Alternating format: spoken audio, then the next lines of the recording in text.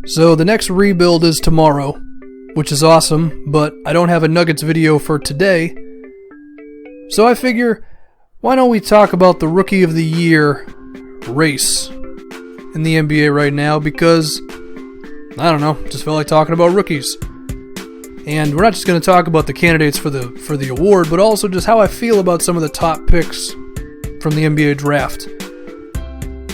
That being said, we might as well just say first and foremost, I think the Rookie of the Year race is between Karl Anthony Towns, Jahlil Okafor, and Porzingis.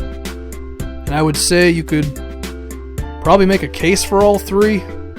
I think Towns is the leader as of right now, because I think the one thing that really separates him from Okafor and Porzingis, one is his rebounding, because he's averaging double-digit rebounds, or he's at like 9.9 or something. But also his defense is really good. And, I mean, listen, the Zinger, he's going to be a matchup nightmare for the rest of his career because he's 7'3", he could play power forward, but he has guard abilities. He's going to be able to hit threes, and as long as the Knicks can get a point guard to run the pick and pop with him, that's going to be a scary team for a while. And Okafor seems like another version of Al Jefferson or Brook Lopez, just a fine low post scorer who is probably never going to be too much of an impact player defensively, which you can manage. I mean, if Nerlens Noel learns how to shoot, you did it. But I think I got to give it to Towns because the mid-range shot, the post game, just craftiness around the rim. The guy's shooting like 54% from the field.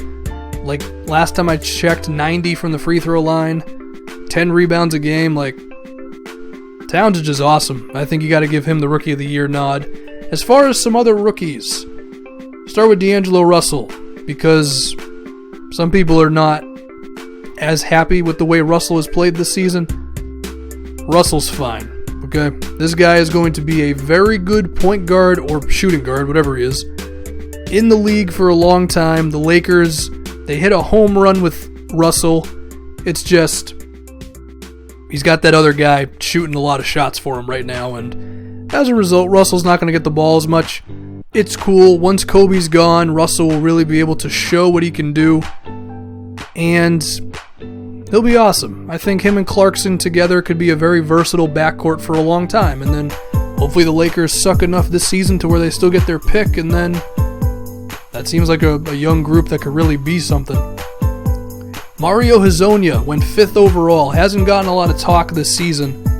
I saw the Celtics play the Magic in a back-to-back a couple days ago, and when they gave Hezonja the minutes, the guy was a knockdown shooter, man. I think he scored like 17 points. The Magic have had a weird season because when you look at guys like Oladipo and Tobias Harris and Vucevic, none of them really had that breakout season that I was expecting. All three of those guys were like kind of on the cusp of becoming like a 20-point scorer, and they all regressed. And I think as a result, I think Hezonja has the opportunity. I also think they really need him because of his shooting. So I think Hezonja will be, I don't know if he's ever going to be a 20-point scorer, but I think he can be a pretty damn efficient 15, 16 point per game scorer, someone who could maybe be a spark plug off the bench. I don't know how good of a ball handler or a defender he is. I'm not going to act like I've seen every Magic game this season because I haven't. But, yeah.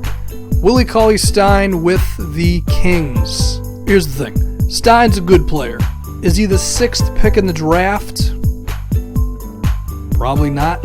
I think if this guy averages a double-double throughout his career with 10 points and 10 rebounds and a block or two a game, that might be his ceiling. And it's a fine ceiling, don't get me wrong, but when I'm selecting for the 6th pick in the draft, I'm looking to get, kind of like a franchise player with that high of a pick. I don't know if he's ever going to be that, but I think he's a fine 4th option for a team, maybe. He seems savvy. He seems like he knows where to be in the right spot and stuff like that, but that's what Stein is. And that's fine. It's just Kings. You picked him 6th overall. You could have traded down. He still would have been there. Moutier at 7. he's going to be fine, okay? He's a 19-year-old starting point guard. The turnovers can get kind of ugly sometimes, but what I have seen from Mudiay is his jumper. He's shown life from outside. His percentages were not very good last time I saw him, but he's shown the ability to at least hit the outside shot. He's got a really good passing instinct, and I think he could be one of the top assist guys in the league for a while, but he's just going through his rookie season. He's 19 years old. Like, he'll be fine. Stanley Johnson and Justice Winslow, I'm going to package these two together because I feel like they're kind of the same player. They're both smart, physically imposing, efficient, small forwards who are lacking a consistent jumper.